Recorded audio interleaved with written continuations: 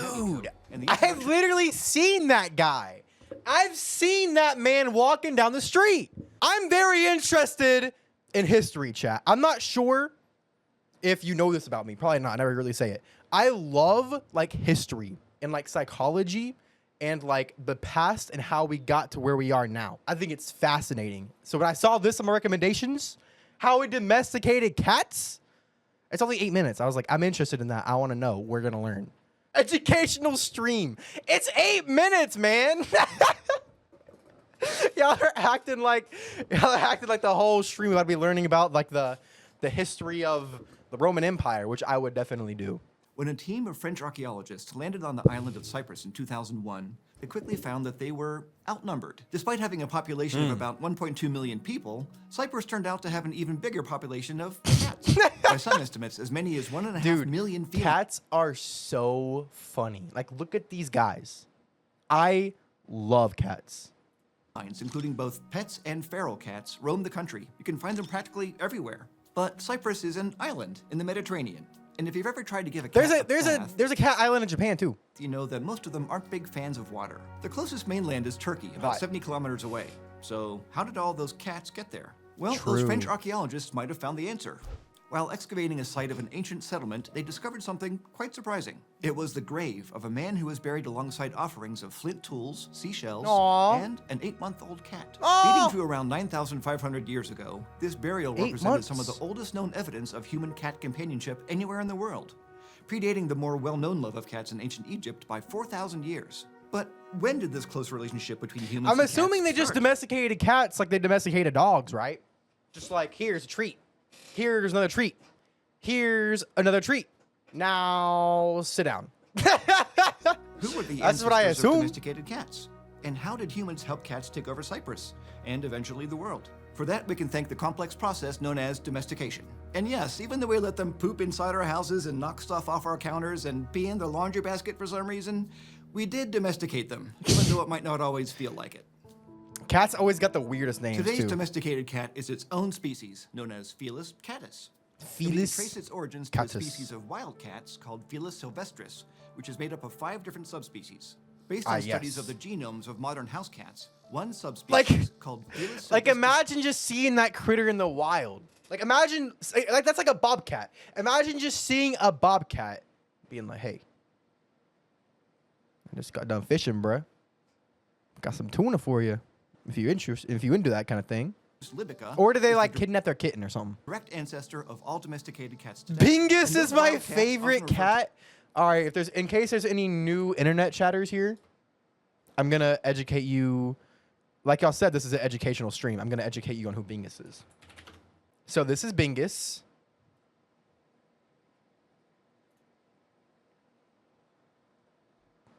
Also known as an entire whole raw chicken. We have a Bingus flag. To his African wildcats can still be found across North Africa and Southwest Asia. And as you could tell, these ancestral cats don't look very different from their domesticated descendants. I love cats, They're slightly larger, and they don't have the color variations in their coats that we see in house cats. Instead, they mostly have what are called mackerel tabby patterns. My first cat was named Tub Tub because he was fat. You can even find the same pattern in the cats depicted in ancient Egyptian artwork. Now, these wild kitties are solitary creatures. They don't have the same social structure that other animals like wolves do. So scientists think that the domestication of cats was probably a different process from the domestication of other animals. Huh? But unfortunately, the fossil record of African wildcats isn't great. Most haven't been preserved well enough to be used in genetic analysis, which is partly why it's been so hard to figure out how cat domestication actually worked. Some of the oldest known fossils include specimens from Cyprus that are about 11,000 years old, and others in Turkey from around 10,000 Damn! So how did we get from Felis sylvestris libica to... Wait, this is all the information we got? In Turkey from around 10,000 years ago. So how did we get from Felis sylvestris libica to Felis catus? Well, you know how hard it is to get... Have you seen History of the Entire World? No. Cats to do stuff. It took a long... Did you know otters kidnap baby animals for hostage? No, I did not know that. ...time. And we still don't have the... You want me to react to History of the Entire World, I guess? I'm down. ...the full picture, but the first step is understanding the different ways in which animals can be domesticated. A species is considered to be domesticated when it becomes genetically and permanently modified through human-influenced breeding. And it has to be reliant on humans on some level, like for food and shelter, or to clean out the litter box. And American archaeologist Dr. But cats and dogs aren't reliant on human beings if they were in the wild, though. Linda Zader has proposed that there are 3 pathways to domestication: the prey pathway, the directed pathway, and the commensal pathway. In the prey pathway, wild animals are first hunted by people. Then, in order to better control the hunts, people begin to manage herds of the animals, like goats and cattle. This leads to captive breeding and eventually domestication of the species. With the directed pathway, people use lessons they learned from previous attempts at domestication, often through the prey pathway.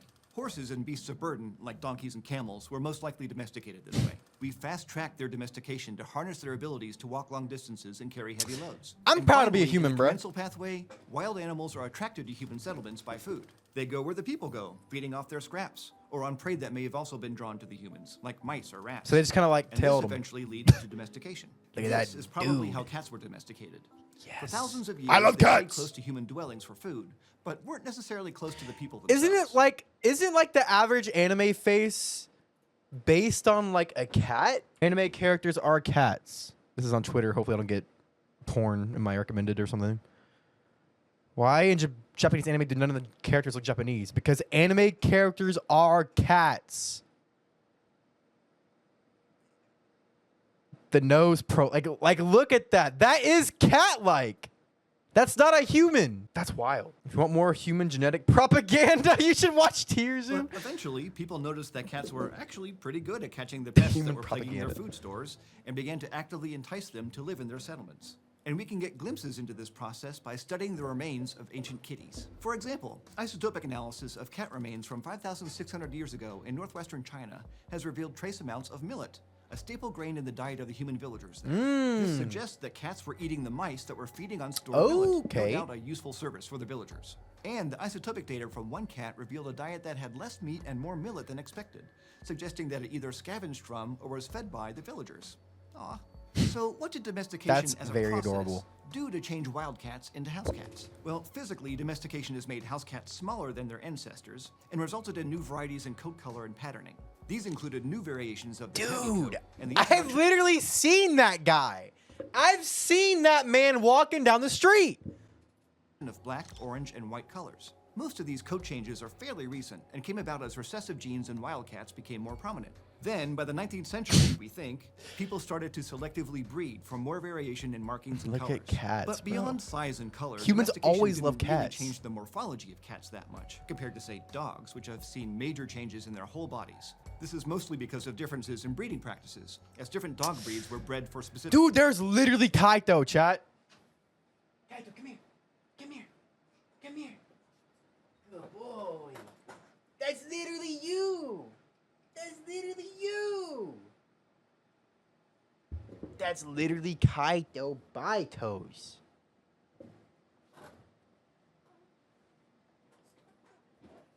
Kaito lore. Now, how, like, is a pug the same species? I just don't get it. I just don't get it. I really don't agree with animals or dogs that, like, can't breathe. I just can't get behind that. Purposes. Modern cats also maintain more genetic and behavioral similarities with their wild ancestors than most other domesticated animals do, including behaviors related to eating and breeding. This is probably because of interbreeding between domesticated cats and surrounding wild cat populations. But the thing is, wild cats are actually thought to have been domesticated twice. Once in Southwest Asia about 10,000 years ago, and again in Egypt about 3,500 years ago.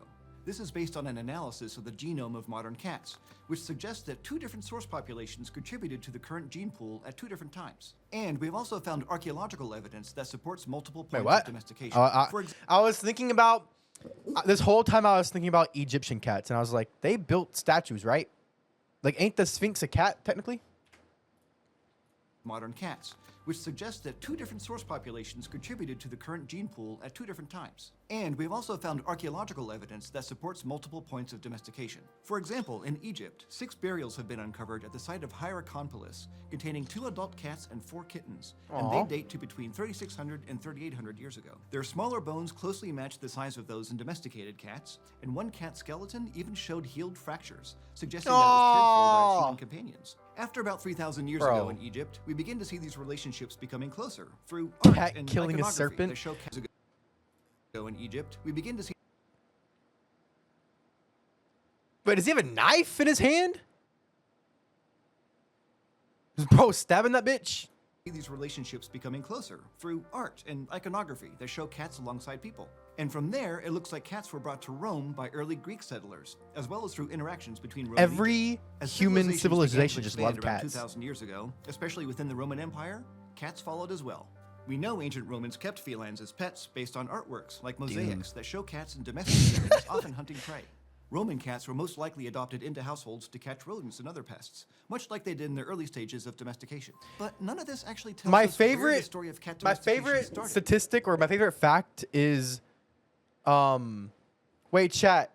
It's my favorite fact about cats, but also I forgot it. So can you help me out? One of the popes kicked out all the cats. Because they did that, the rats went wild. Because they did that, the fleas went wild. Because they did that, the fleas passed the Black Plague, and that's why it grew. Is that misinformation? Did I make that up, or is that true? Let me know, chat. There's got to be a historian there somewhere. Cats, we just ended up with millions of the little guys. In modern-day Cyprus, the cat population has boomed to the point of being considered an infestation. Cats are often seen as vermin, and there have been many attempts to try to get a handle on their growing population. Luckily for the feral cats, though, there are many sanctuaries run by volunteers who try to care for every stray. But it's not just on this island where cats have commanded such a presence. Our relationship has been mutually beneficial enough that domestic cats have truly taken over the world. Today, their estimated overall population is 600 million. Hell Cats yeah. have achieved world domination. Let's But if go. it wasn't for us, they might never have left Africa or Asia. We carried them to places they otherwise might never have seen. So maybe our pet cats should treat us with a little more respect. Weren't there Mine like could've started, saber-toothed but never have tigers, seen. though? So Aren't saber-toothed tigers cats? maybe our pet cats should treat us with a little more respect. Mine could have started by not peeing on my laundry, but I loved him anyway. Big thanks and kitty snuggles to this month's Eontology. That was a great educational video, chat. I love that. So we don't really know how cats became domesticated. We just have a couple evidence. I'm just going to assume it's like dogs, pretty much. Just like, yo, I like you. You're my friend now.